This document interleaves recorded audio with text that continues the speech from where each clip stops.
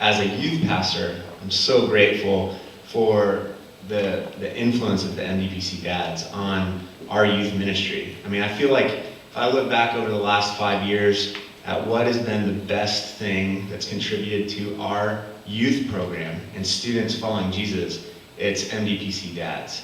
And Rick, he said at the beginning he's tried to approach it more as a relationship thing than a program that he expects churches to implement, and he lives that out. Like, he really just started a core group of dads, built a relationship with them, and walked alongside of them at our church.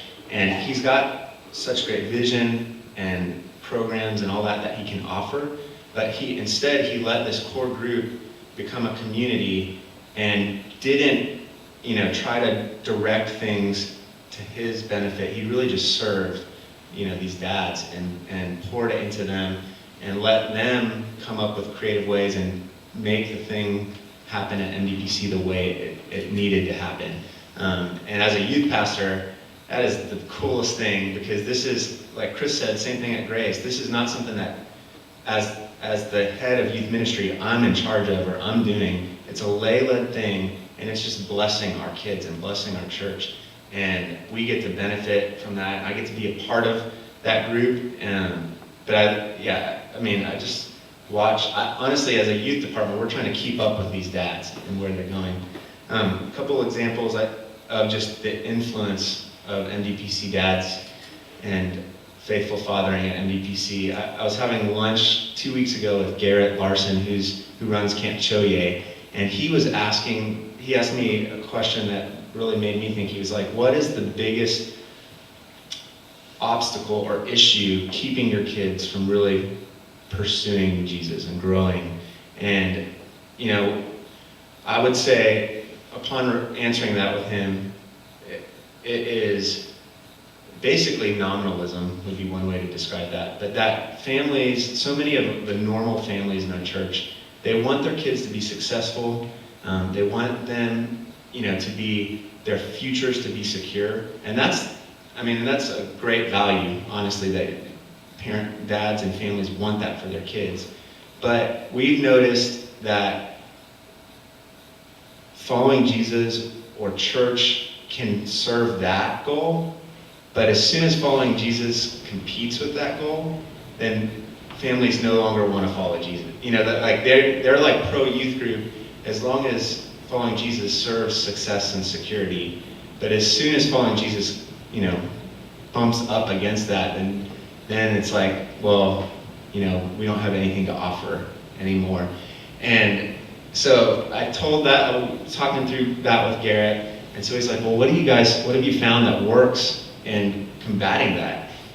And I hadn't prepared a response for that. Honestly, we do everything. We work and try to get creative and come up with programs and new ministries just to get at that. But my answer was the most effective thing was what's happening with MDPC dads. Like, that's really the one thing that helps kids follow Jesus better.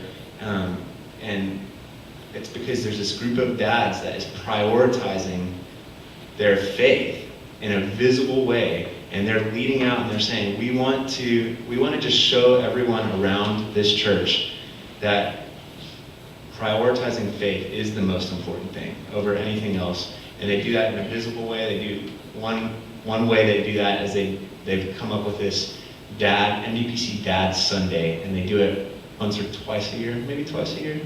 And on that day, they just put the word out that every dad, or even a dad figure, wears their favorite team jersey. So just like wear your Texans jersey to church, which is fun, and it brings some excitement into the church. But then it's just all these dads saying, we are here in a visible way because we prioritize our faith.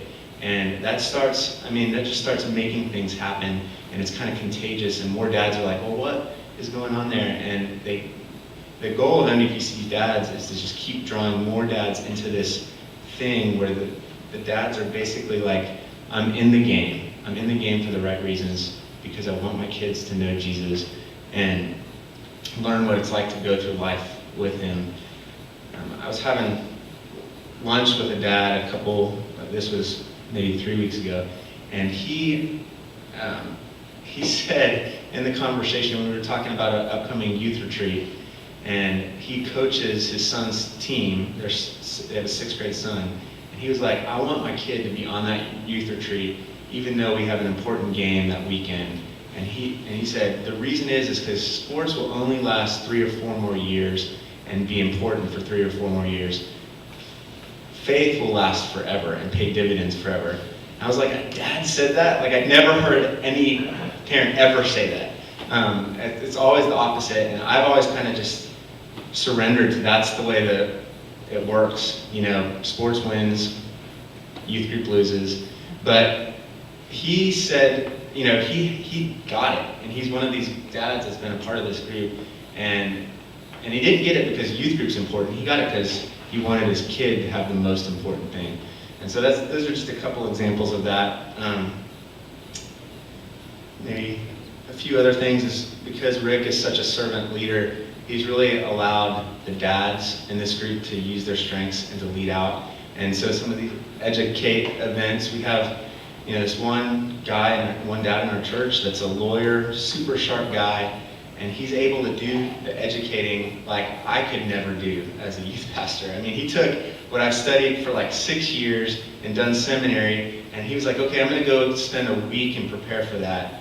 And he learned more about the subject and made up a presentation that was way more effective in a week's time that I couldn't do over 6 years. And it's a great example of once you get these dads leading and serving, they can really add a lot of value. So people like, his name's Chris, and then a guy named Clint, that's just a cheerleader kind of guy, getting everybody on board at our church. But so those, lots of programs, we do the camp out as well, and those things are great. But I would say the other fringe benefit is that this group of dads is also trying to get more and more of these men into discipleship small groups. And so now there's this expectation and this culture within our church that hadn't existed before, that if you're going to be a plugged-in dad, you need to be in a men's discipleship group.